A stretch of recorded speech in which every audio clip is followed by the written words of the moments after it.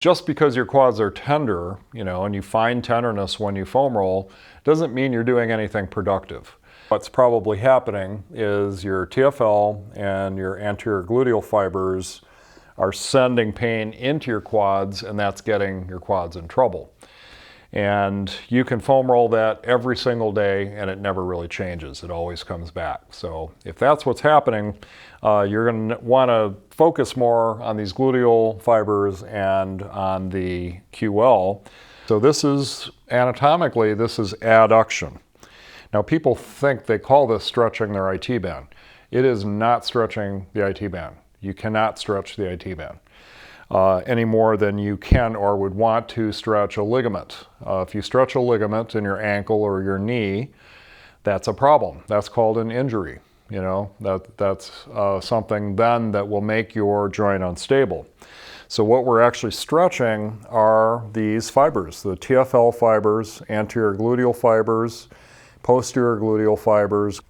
The whole idea of iliotibial band friction syndrome, this is really a theory that was proposed in sports medicine and athletics. The idea being that the iliotibial band rubs on underlying structures and then creates friction and inflammation. Well, the problem is it's fascially invested into everything underneath it. So that shifting motion is actually completely impossible.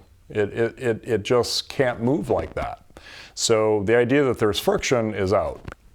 The idea of stretching your IT band, first of all, is physiologically impossible.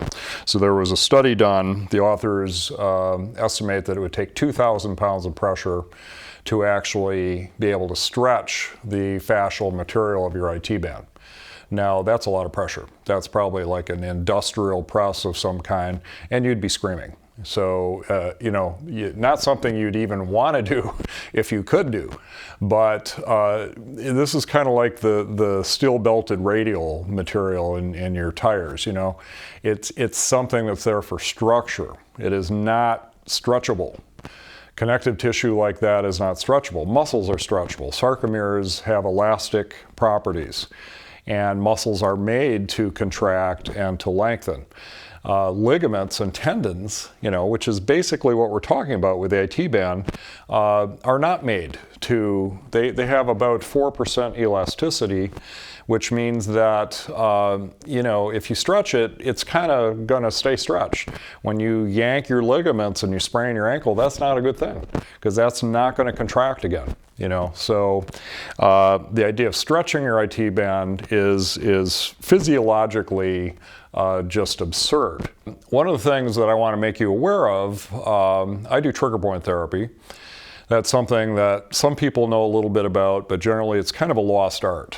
And we talk about pain referral. So pain referral means that you have a problem in a muscle, let's say in your hip, but where you feel the pain is running down your leg. So one of your gluteal muscles, glute minimus, actually can send pain down the leg, can create symptoms that definitely would be felt in the same areas as so-called IT band pain.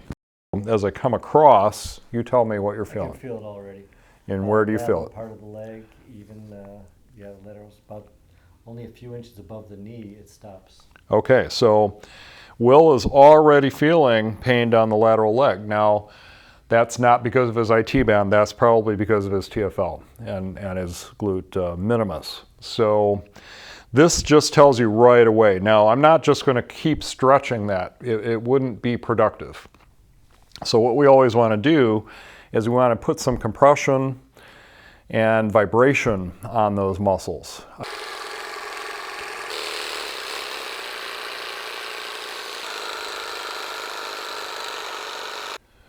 So very easy.